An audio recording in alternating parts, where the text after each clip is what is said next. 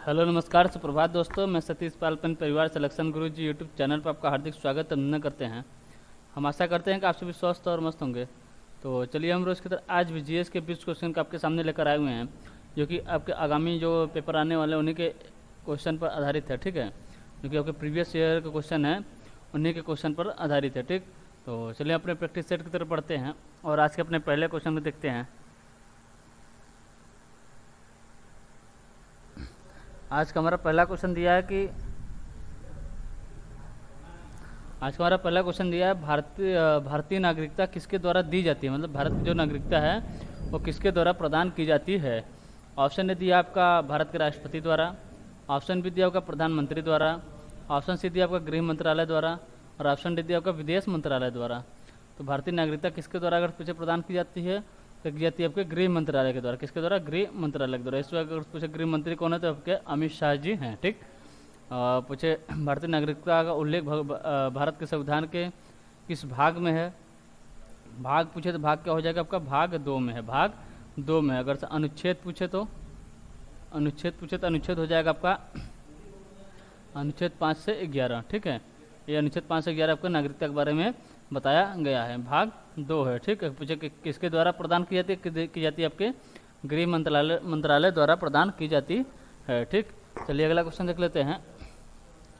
अगला क्वेश्चन दिया आपका सौर मंडल में ग्रहों के क्रम में, मतलब ग्रहों के जो क्रम है में मंगल और शनि के बीच कौन सा ग्रह आता है।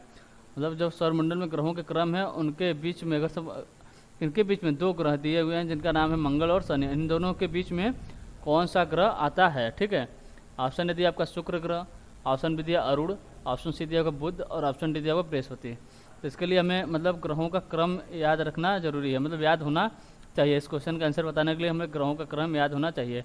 ग्रह मान लेते हैं ये आपका क्या आपका सूर्य है। ठीक है, ये आपका सूर्य है। ठीक, तो सूर्य के सबसे नज़दीकी ग्रह कौन सा है? ये आपका बुध है। इसके बाद आता है आपका शुक्र, बुध शुक्र, फिर आता है आपका पृथ्वी,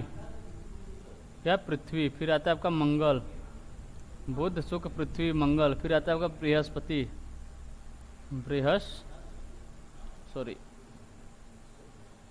क्या आता है? आता है आपका बृहस्पति। ठीक है,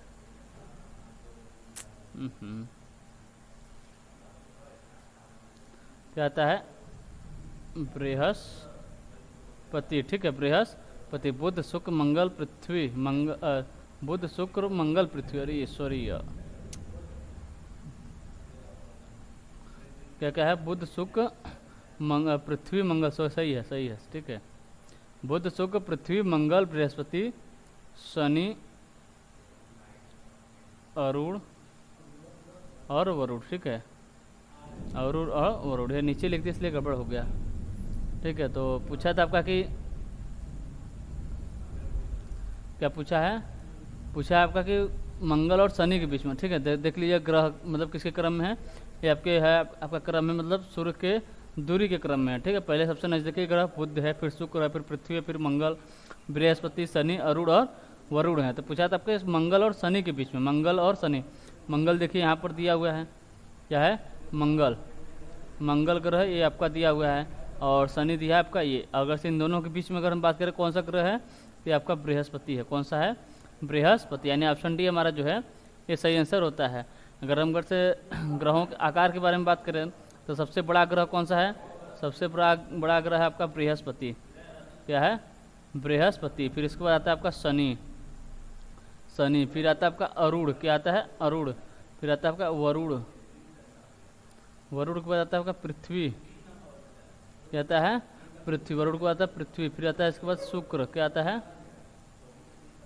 शुक्र आता है। शुक्र बाद आता है मंगल और सबसे छोटा ग्रह बात करें तो आपका बुध है। क्या है? बुध है। ठीक, कौन से ग्रह हो गए? ये ग्रह हो गया आपका मतलब आकृति के हिसाब से देखिए सबसे बड़ा ग्रह कौन सा हो जाएगा? बृहस्पति हो जाएगा। फिर शनि, अरुण, वरुण, पृथ्वी, शुक्र, मंगल, बृहस्पति आपके ग्रहों का क्रम है, मतलब घटते क्रम है। क्या है? ये घटते क्रम में है। ठीक, घटते क्रम में है। ठीक है, तो ठीक घटते क्रम हो गए, दूरी के क्रम में हो गया। ठीक है, तो और हमारा क्वेश्चन जो था आपका हो गया बृहस्पति, जो कि मंगल और शनि के बीच में स्थित है। चलिए अगला क्वेश्चन देख लेते हैं। अगला क्वेश्चन दिया, इब्न बतूता के भारत आने पर दिल्ली सल्तनत का शासक कौन था? इब्न बतूता यानी जब भारत आया था तो उसमें दिल्ली सल्तनत का शासक कौन था? ऑप्शन दिया आपका अलाउद्दीन खिलजी, ऑप्शन भी दिया आपका फिरोज शाह तुगलक, और ऑप्शन डी दिया आपका ऑप्शन सी दिया आपका मोहम्मद बिन तुगलक, और ऑप्शन डी दिया आपका इब्राहिम लोदी। तो अगर हम बात करें इब्न बतूता भारत आने मतलब आया कब था, इब्न बतूता अगर पूछे भारत आया कब था तो आया था आपका 1333 ईस्वी में। 1333 ईस्वी में इब्न बतूता भारत आया था। उसमें अगर पूछे दिल्ली सल्तनत का शासक कौन था तो था आपका एमबीटी यानी मोहम्मद बिन तुगलक। मोहम्मद बिन तुगलक था। कौन था? मोहम्मद बिन तुगलक। अगर तो मोहम्मद बिन तुगलक अगर पूछे शासन कब से कब तक था तो था आपका 1325 से 1351 तक। कौन था? ये था आपका मोहम्मद बिन तुगलक। अगर पूछे किस शासक था, तुगलक वंश का शासक था। तुगलक वंश का शासक कौन था? मोहम्मद बिन तुगलक। अगर पूछे तुगलक वंश के संस्थापक कौन थे? तो हो जाएगा आपका गयासुद्दीन तुगलक। कौन थे? गयासुद्दीन तुगलक। अगर गयासुद्दीन तुगलक की बात करें उनका शासनकाल कब से कब तक था?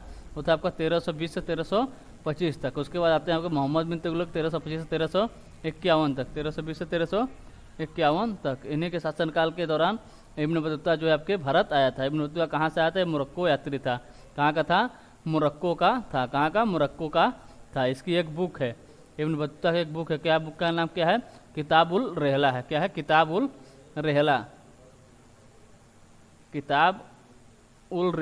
किताबुल रहला अगर पूछे किसकी पुस्तक है तो आपके इब्न बतूता की पुस्तक है। ठीक है।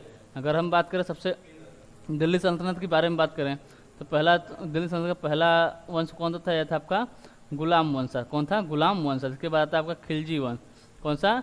खिलजी वंश। इसके बाद आपका तुगलक वंश, फिर है आपका सैयद वंश, फिर इसके बाद आपका लोदी वंश। अगर पूछे गुलाम वंश का अगर पूछे शासन मतलब कार्यकालीन शासनकाल कब से कब तक था? ये था आपका 1206 से 1290 तक। कौन था? गुलाम वंश था। खिलजी वंश की बात करें तो ये आपका 1290 से 1320 तक था। 1320 तक अब कौन था? खिलजी वंश था। इसके बाद आता है आपको तुगलक वंश 1320 से 1414 तक। इसके बाद आपका सैयद वंश 1414 से 1451 तक। 1451 तक। लास्ट में आता है आपका लोधी वंश 1451 से 1526 तक।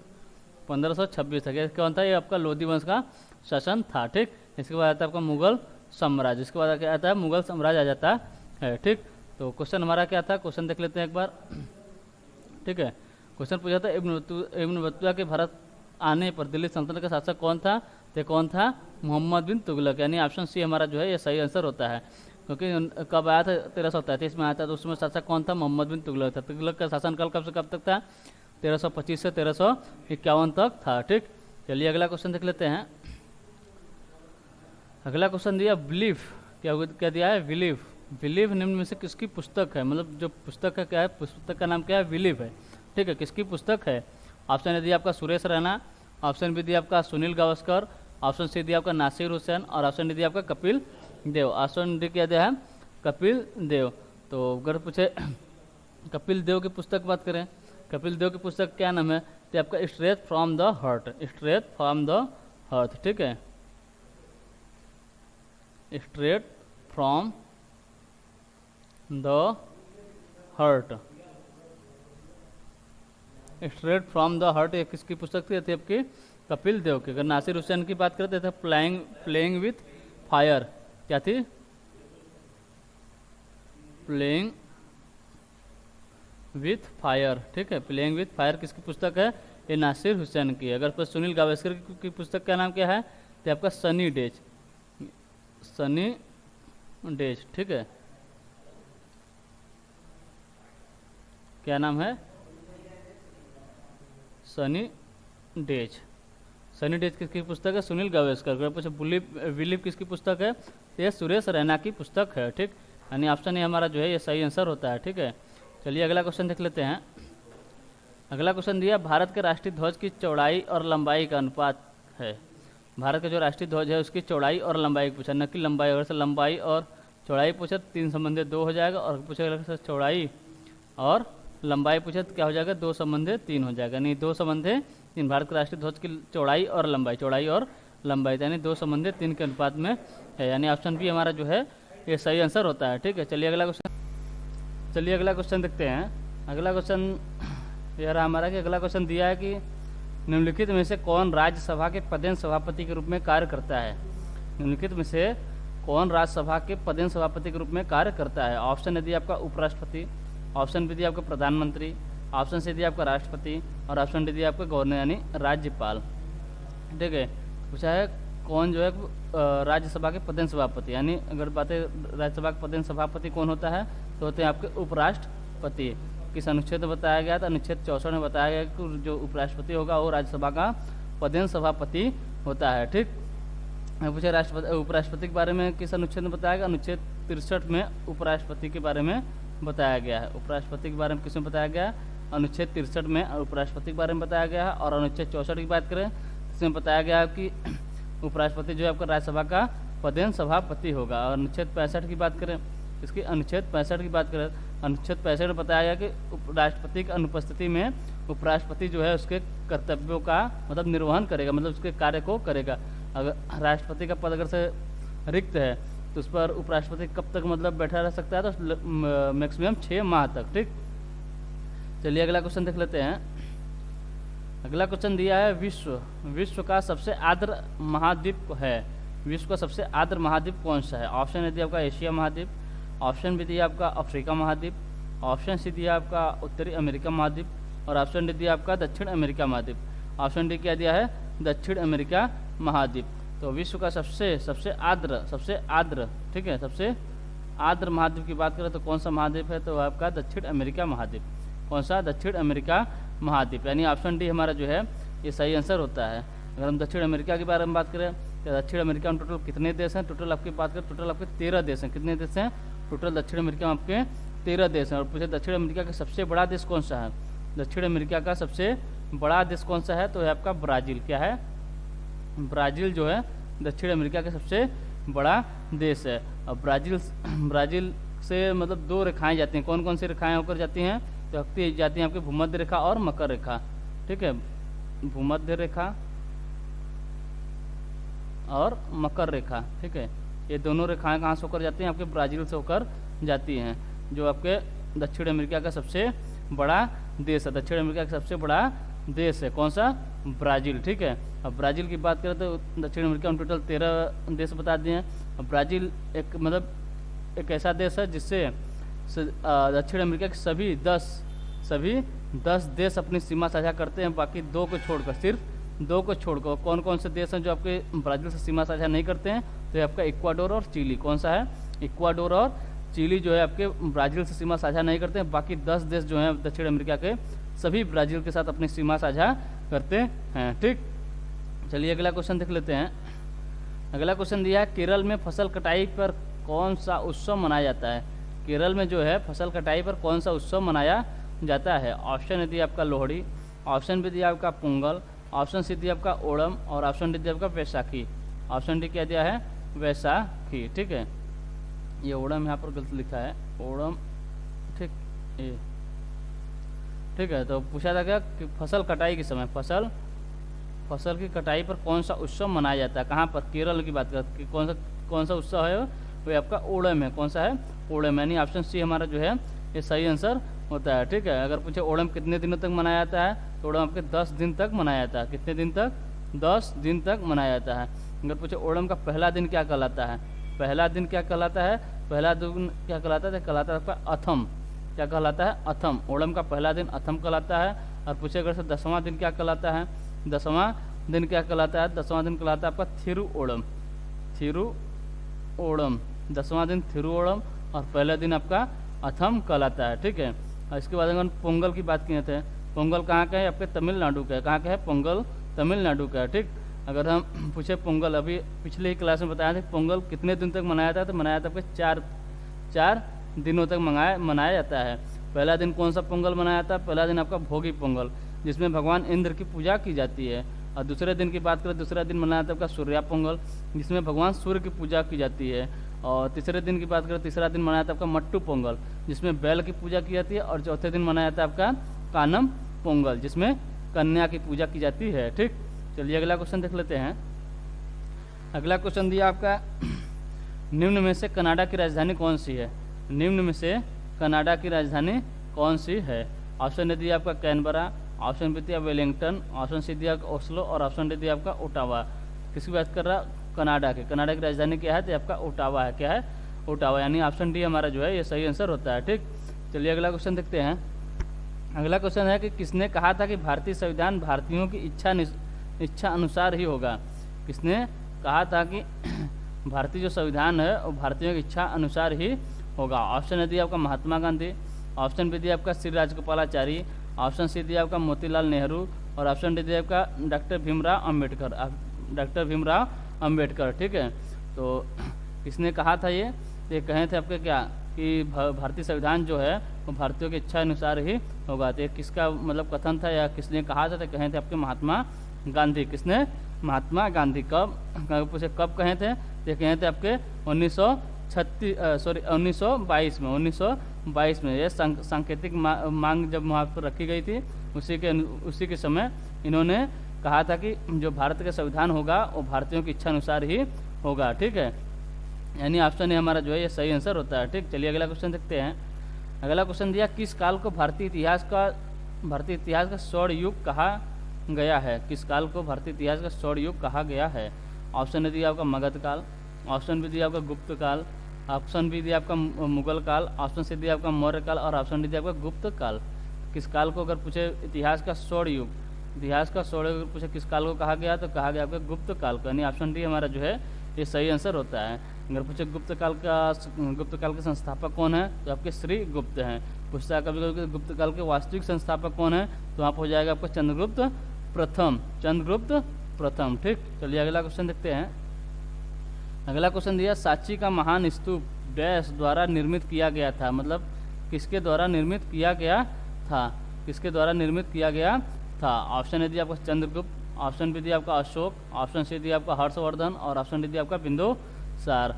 ऑप्शन डी किया दिया बिंदुसार। ठीक, तो सांची का महान स्तूप जो है किसके द्वारा निर्मित किया गया था? ये किया गया था आपके अशोक के द्वारा। किसके द्वारा? अशोक के द्वारा। अशोक कौन थे? मौर्य वंश के तीसरे शासक थे। पहले शासक चंद्रगुप्त मौर्य थे, दूसरे उनके पुत्र थे कौन? बिंदुसार। बिंदुसार के पुत्र कौन हुए?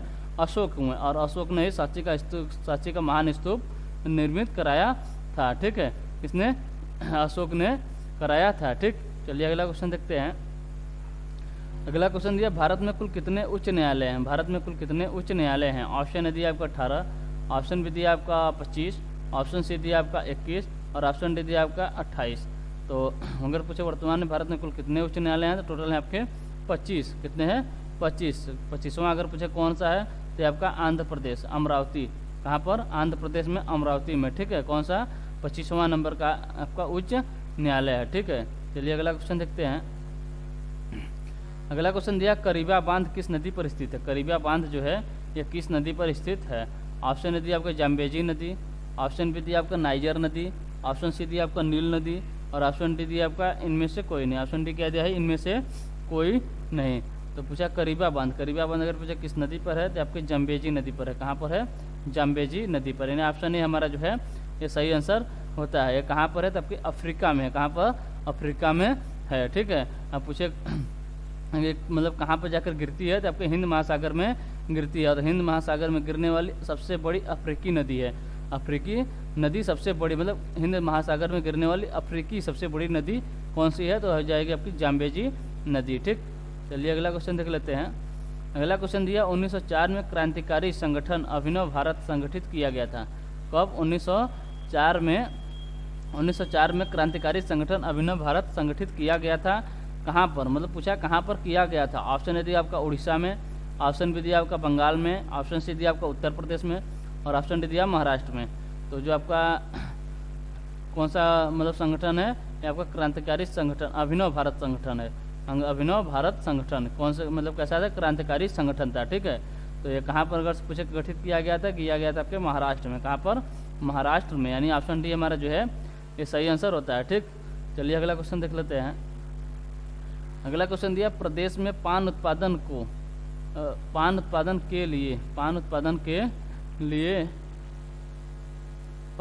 के लिए कौन सा जिला विशेष रूप से प्रसिद्ध है? कौन सा जिला विशेष रूप से प्रसिद्ध है? ऑप्शन ए दिया आपका ललितपुर, ऑप्शन बी दिया आपका झांसी, ऑप्शन सी दिया आपका बांदा और ऑप्शन डी दिया आपका महोबा। तो ये उत्तर प्रदेश की बात कर रहा है। कहाँ का? उत्तर प्रदेश का। ठीक है, उत्तर प्रदेश में पान उत्पादन के लिए कौन सा जिला विशेष रूप से प्रसिद्ध है? तो यह आपका महोबा। कौन सा है? महोबा जिला जो है आपके पान उत्पादन के लिए विशेष रूप से प्रसिद्ध है। ठीक, चलिए अगला क्वेश्चन देख लेते हैं। अगला क्वेश्चन दिया प्रदेश में, क्या प्रदेश में नवाबगंज पश्चिम बिहार कहाँ स्थित है? प्रदेश में जो है आपका नवाबगंज पश्चिम बिहार कहाँ स्थित है? ऑप्शन ए दिया आपका गाजियाबाद में, ऑप्शन बी दिया आपका गोंडा में, ऑप्शन सी दिया आपका रायबरेली में और ऑप्शन डी दिया आपका उन्नाव में। ऑप्शन डी क्या दिया है? उन्नाव में। तो प्रदेश में जो नवाबगंज पश्चिम बिहार है ये कहाँ स्थित है? आपके उन्नाव में स्थित है, यानी ऑप्शन डी हमारा जो है ये सही आंसर होता है। ठीक है, चलिए आगे देख लेते हैं।